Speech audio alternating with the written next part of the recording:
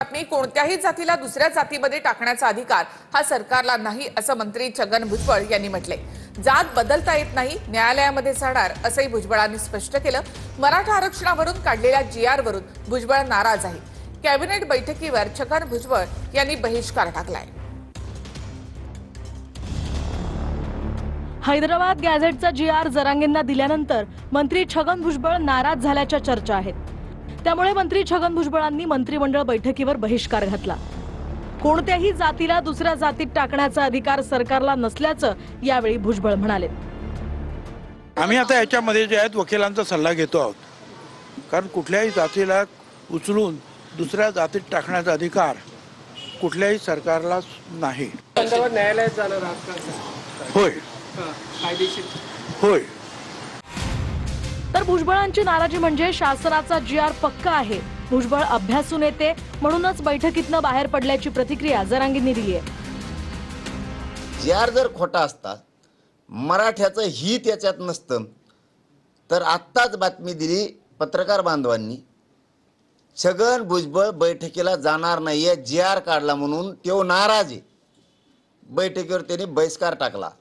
याचा अर्थ असा होतो हा जीआर पक्का आहे। भुजबळ साहेब हे नेहमी ओबीसी आरक्षणाच्या बाबतीमध्ये भूमिका घेत आलेले आहेत आणि अशा भूमिका घेण्यामुळे त्यांना किंमतही मोजावी लागलेली आहे। मी भुजबळ साहेबांचं या लढाऊ वृत्तीचं मी खरं तर दाद देईन त्यांच्या याला। भुजबळांच्या नाराजीनंतर अजित पवारांच्या राष्ट्रवादीच्या नेत्यांची दादांनी देवगिरीवर बैठक बोलावली। या बैठकीवरून भुजबळांची नाराजी दूर करण्याचे प्रयत्न केले जात असल्याचंही बोललं जात आहे। तर ओबीसींमधून मराठा आरक्षण देऊ नये यासाठी मंत्री छगन भुजबळांचा सुरुवातीपासूनच विरोध होता। त्यामध्ये सरकारनं ओबीसींसंदर्भात थेट जीआर काढला आहे। सरकारनं दिलेल्या जीआरच्या विरोधात अनेक जण कोर्टात जाणार असल्याचंही बोललं जात आहे। दरम्यान ओबीसींच्या आरक्षणाला धक्का नाही, त्यामुळे गैरसमज नको असं विखे पाटीलही म्हणाले। जी मागे सरकारची भूमिका त्यांनी आजही सांगितलं पाहिजे की कुठेही ओबीसीच्या आरक्षणाला यामुळे धक्का लागणार नाही, आणि त्यामुळे विनाकारण त्यासाठी गैरसमज करून घेण्यापेक्षा मला वाटतं जे वास्तव आहे ते आपण स्वीकारलं पाहिजे। पूर्ण मंत्रिमंडळाला विश्वासात घेऊनच हा निर्णय घेण्यात आलेला आहे। सगळ्यांनाच सोबत घेऊन हा निर्णय घेण्यात आलेला आहे। महाराष्ट्राचे मंत्री श्री छगन भुजबळ साहेब फुले शाहू आंबेडकरी विचाराचे ते भाष्यकार आहेत।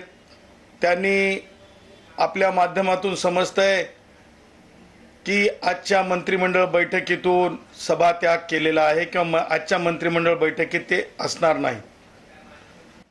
मी सन्माननीय भुजबळ साहेबांचं स्वागत करतो, मी सन्माननीय भुजबळ साहेबांचं अभिनंदन करतो। भुजबळांनी आज कॅबिनेटवरती बहिष्कार टाकला, निघून गेले ते, याच्यावरती काही चर्चा झाली का? भुजबळ साहेब हे मंत्रिमंडळातील ज्येष्ठ आमचे सहकारी आहेत, ते मंत्रिमंडळ बैठकीला का नव्हते याची मला अजिबात कल्पना नाही। त्यांच्याशी चर्चा करून मी नक्की तुम्हाला सांगेन। मला कल्पना आहे आज, कारण भुजबळ साहेब आज मंत्रिमंडळाच्या बैठकीला होते की नाही, पण मी आज थेट पुण्यावरून या ठिकाणी आलो। एक भूमिका वारंवार स्पष्ट राहिली राष्ट्रवादी काँग्रेस पक्षाची सुद्धा की मराठा समाजाला आरक्षण मिळालं पाहिजे, परंतु ओबीसीच्या आरक्षणाला धक्का न लागता ओबीसीच्या आरक्षणावरती काय परिणाम होणार आहे याचा संदर्भातला ते अभ्यास जरूर करत असतील। शेवटी 1-2 दिवस याच्यातली स्पष्टता आली, मग त्याच्यावरती भाष्य करणं अधिक उचित होईल। नाही, माझ्या मते तरी मिळालं नाही, त्यांच्या मते काय मिळालं त्याच्यावर मी भाष्य करू शकत नाही, पण मी जो अभ्यास केला त्याच्यानुसार नवीन काही या शासन निर्णयामध्ये दिलेलं नाही आणि त्याच्यामुळे आमच्या ओबीसी समाजाचं कुठेही नुकसान झालेलं नाही। नाही तर आमच्या 14 मागण्या आहेत, 14 मागण्या, उर्वरित मागण्यांवर सरकारसोबत चर्चा करून त्याबाबत सरकार जो आम्हाला निर्णय देईल तो, त्यामुळे त्या निर्णयाने जर आम्ही समाधानी झालो तर आम्ही आमचं आंदोलन सुद्धा मागे घेऊ। जो निर्णय आम्ही घेतलाय तो कायद्याच्या चौकटीत बसवून घेतलेला आहे, कायदेशीर आणि नियमाला धरून घेतलेला आहे। जीआर मध्ये देखील त्याचा उल्लेख स्पष्टपणे केलेला आहे। त्याची अंमलबजावणी करण्यामध्ये कुठलीही अडचण येणार नाही।